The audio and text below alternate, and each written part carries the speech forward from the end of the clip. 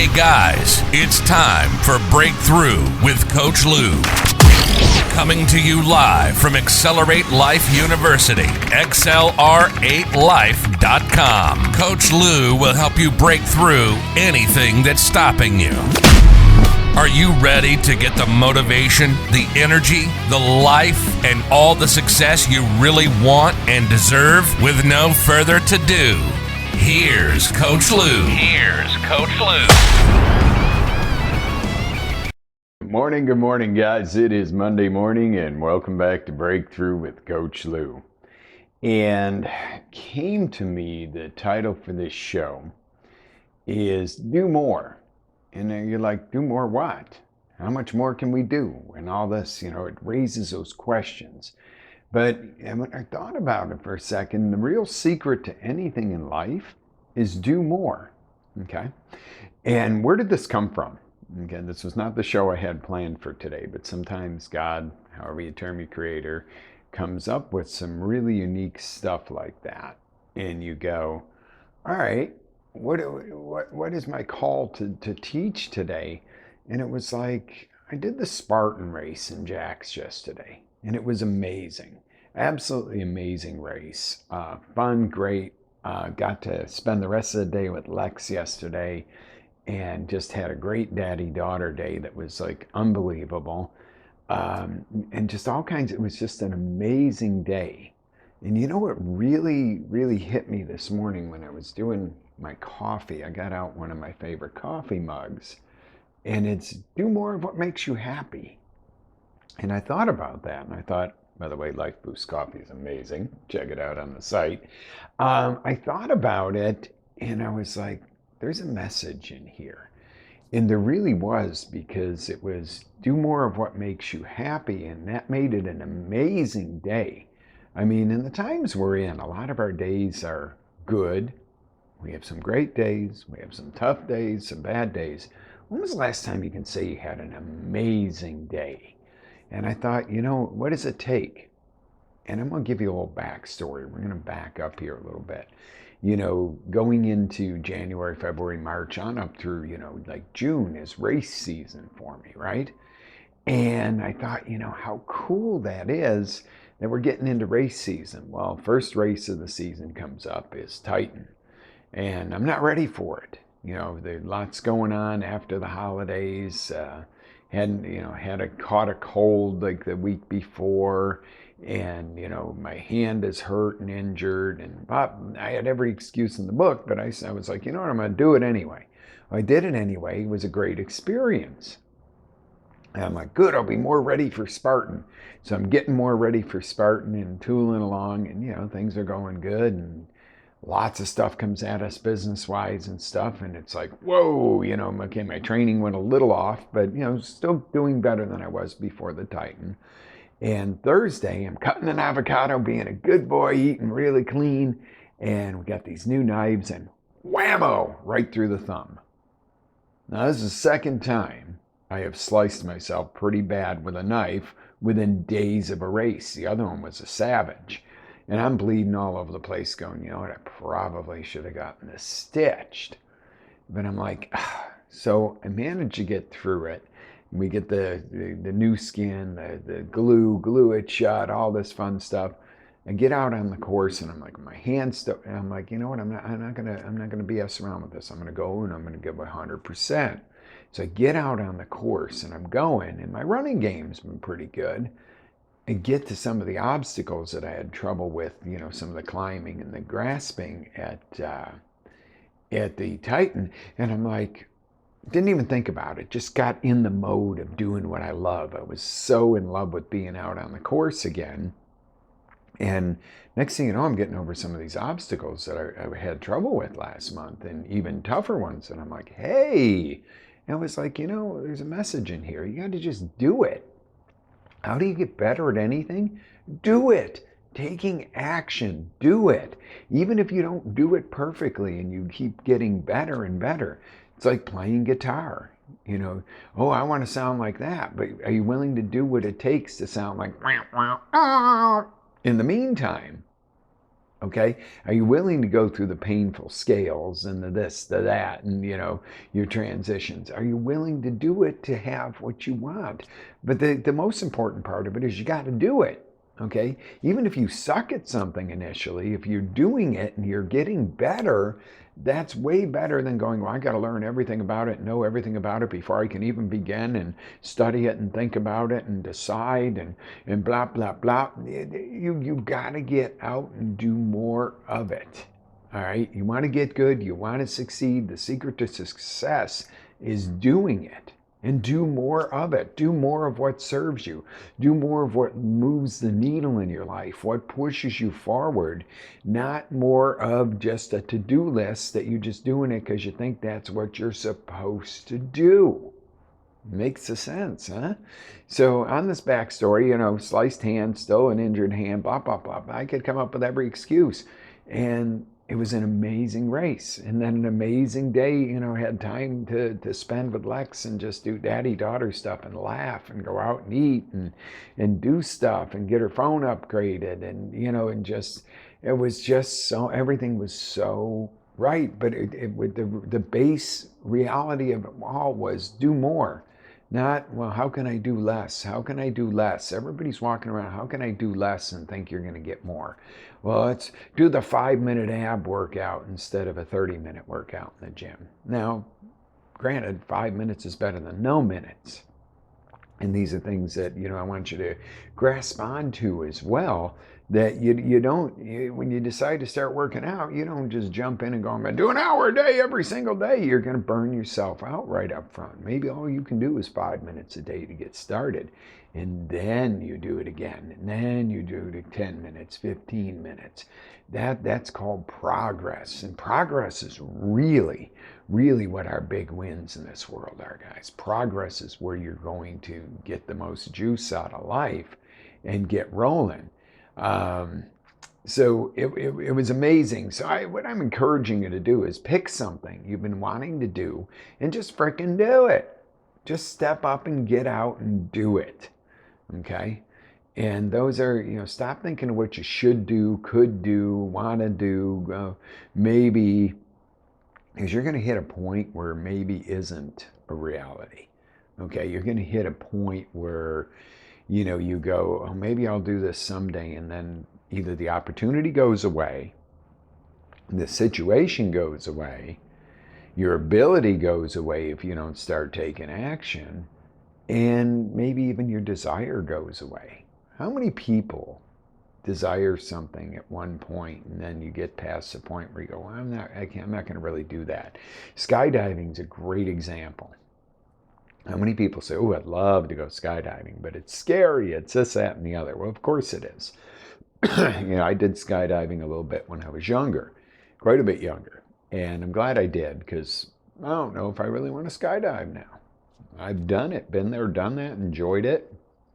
It's not the sport that I would want to take up like I took up OCR racing. OCR racing I'll do as long as they let me on the course. The same thing with being an auctioneer, a coach, a podcaster. As long as I can do this stuff, I'm going to do it forever.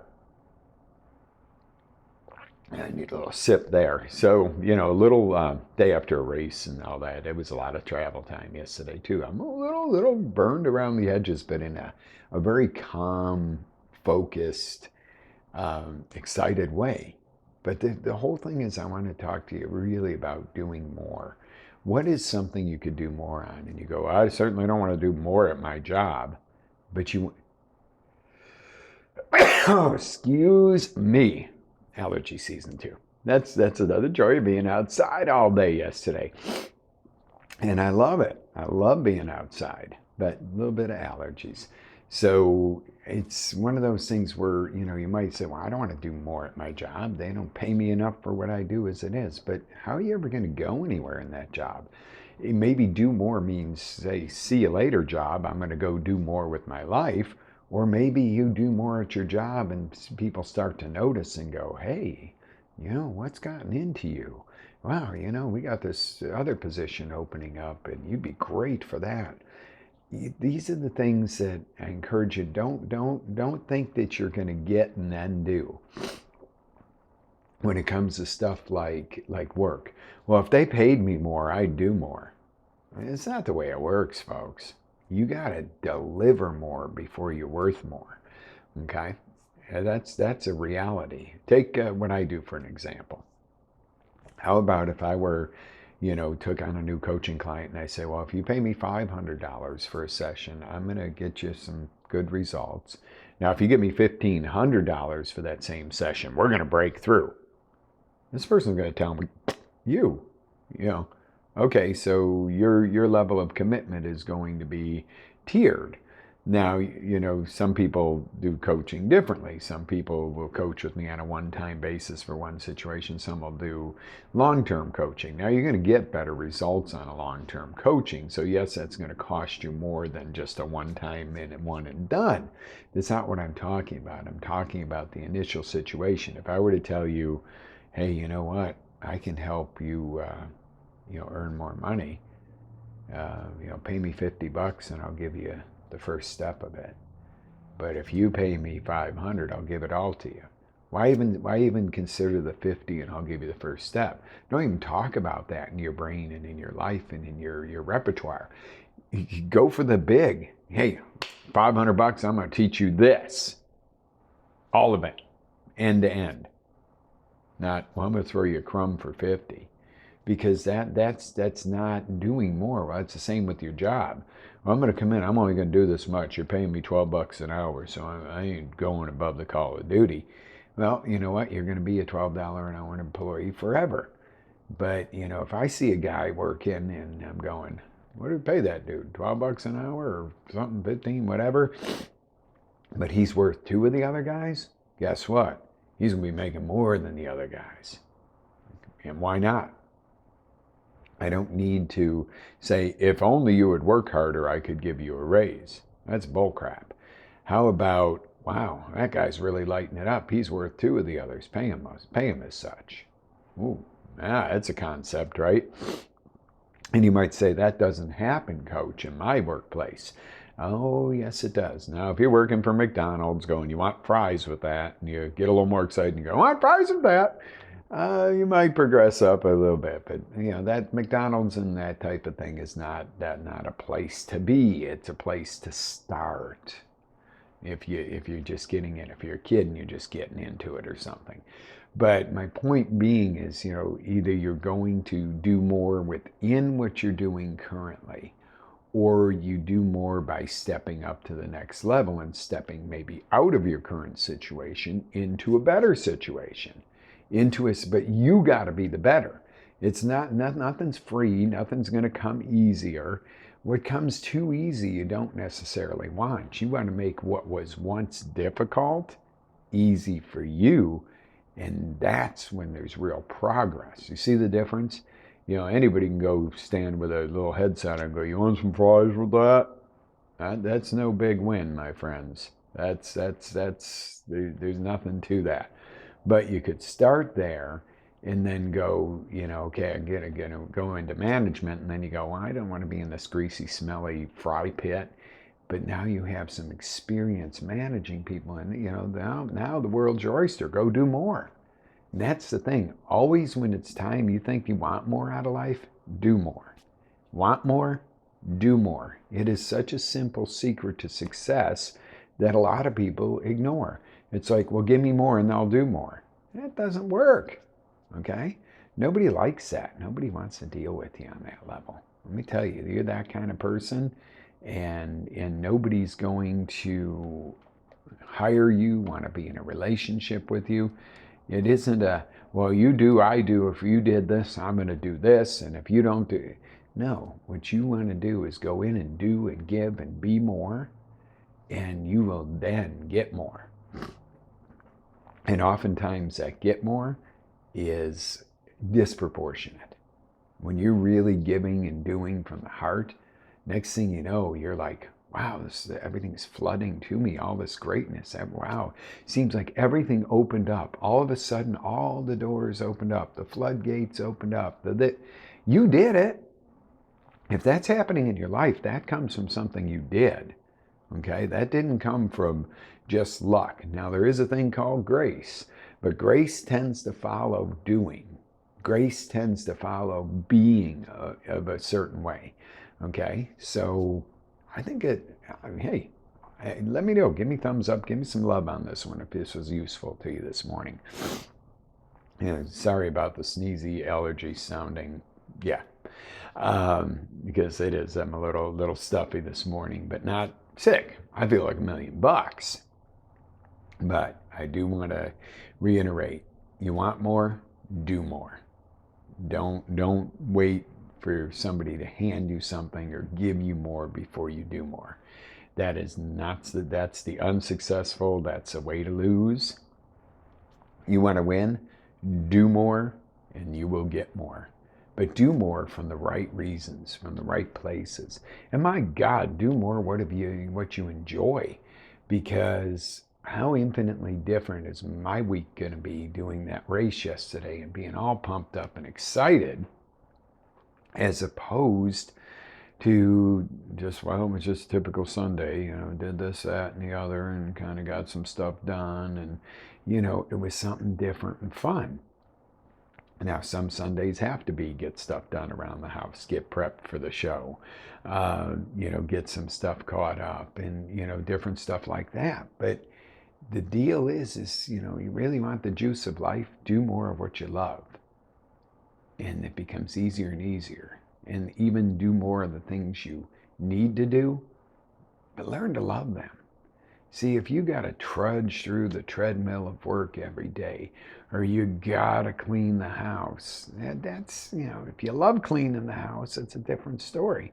You might go, well, I don't know how I'm going to love cleaning the house. How about put some music in your AirPods or in your earphones or on the stereo? Or how about sing while you're doing it? How about listen to a motivational thing or a book on tape or something that you could enjoy and learn to enjoy cleaning the house or the car. Go to work and set your desk up. You might be in a stupid little cubicle answering pissed off people, customer service calls. What if you put a picture of your kids or your spouse or your dream vacation on your desk so you could look and go, this is why I'm dealing with this. And what if you did more for that customer that called instead of going, oh, that's not my department, there's really nothing we can do? What if you really put in an effort and immediately let that customer know that you are actually going to do something? How many times do you call customer service at some of these big companies? Bright House is a great example. They screwed some stuff up recently, or Spectrum, yeah, that's what they're called now. And I dealt with idiots and idiots. And I finally get this person that within minutes has the scenario fixed. She does it with a smile. She did so much more for me that absolutely I had to leave her a raving survey because she did more than 5 other idiots. Okay, well, who is a better reflection of Spectrum? I was ready to cancel all services with them, find alternatives, everything else from the 5 idiots. And then I get this wonderful person who just did it. She did more than she had to. She went over the call of duty. But my God, she's an asset to that company. I say fire the 5 idiots and give her all their pay. This lady was on top of it and very great with customer service. I'm about to say, your company's out of here. And she was like, let's do this today. Let's get this done for you, sir. And I was so impressed. And I'm like, well, that's the kind of person you want to be, right? Don't you want to be that person that if somebody needs something or, they're going to do business with your company or your competitor, and somebody says, no, you go to him or her. They're the ones that'll get it done for you. And they'll get it done right. And they'll get it done. And they're great people. And they do so much more than the other ones. Who are you going to go to? Who are you going to feel satisfied by?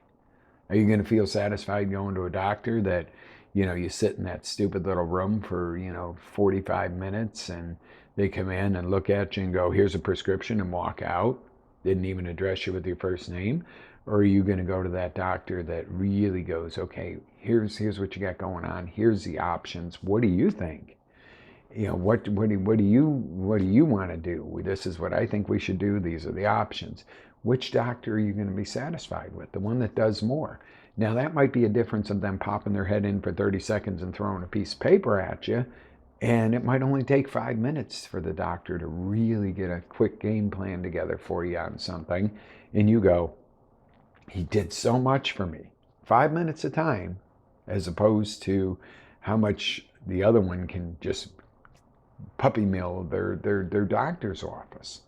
Think about this in the way you do things, in the way that you respond to people. So do more. Do more of what? Do more of the things that move the needle in life. Things that get you, like the RPMs on a car, you wanna ramp it up.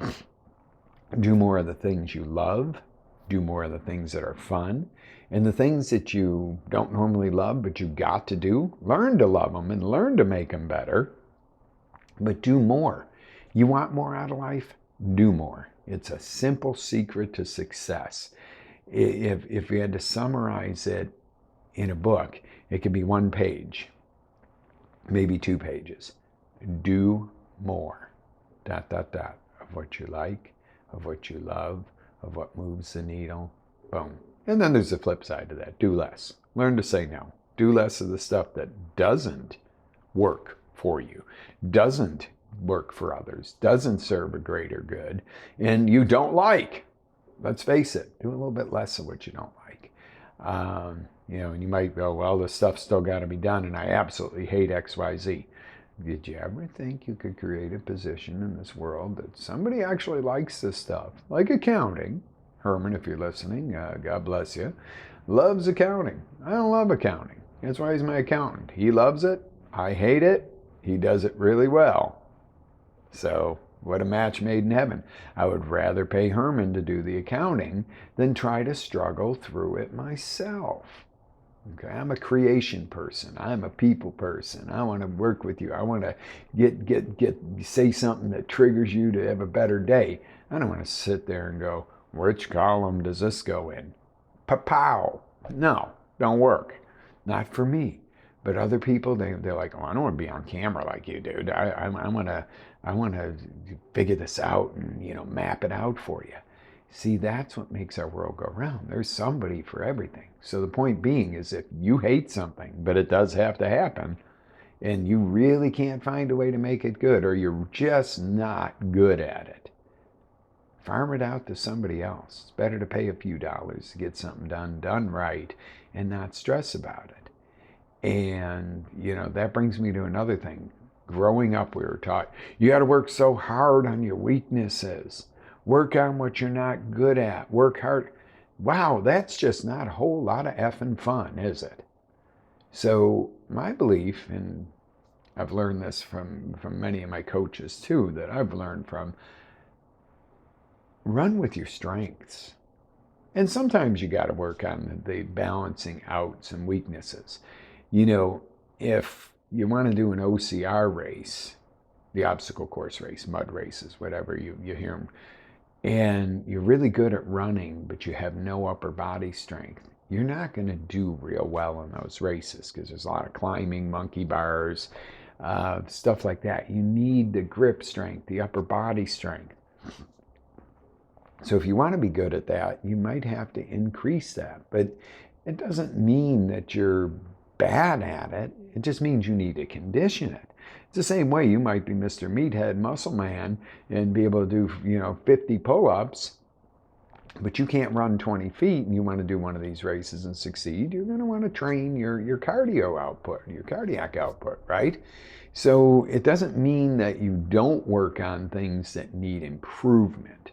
What it does mean is the things you hate and that suck for you, you don't want to do that so much. In school, Johnny's a straight A student except for that math.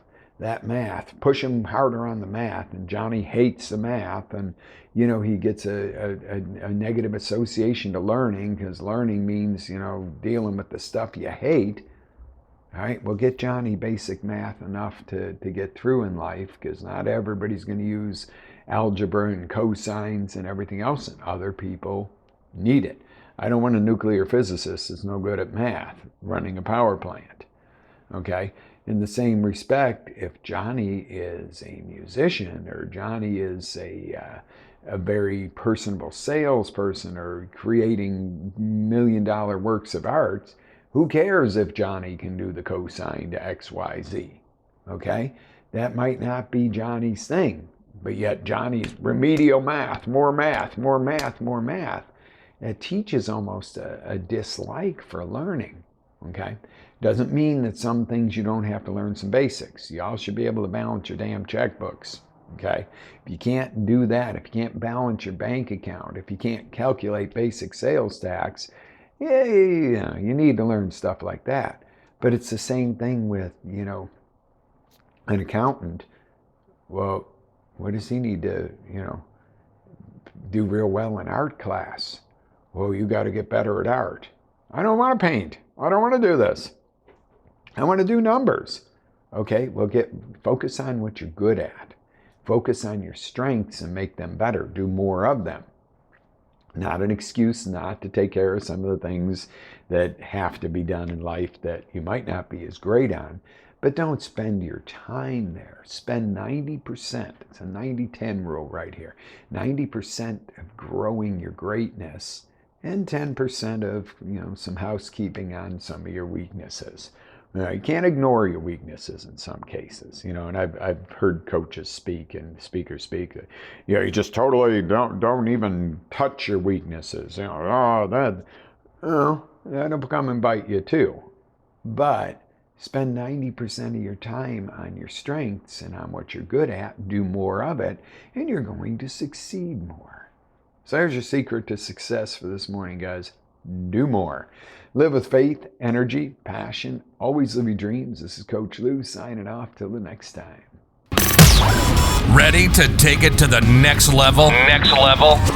Tune in to XLR8Life.com for our live shows, encore presentations, life-changing courses, and live coaching with Coach Lew himself. As Coach Lew always says, live with faith, energy, love, passion, and always live your dream.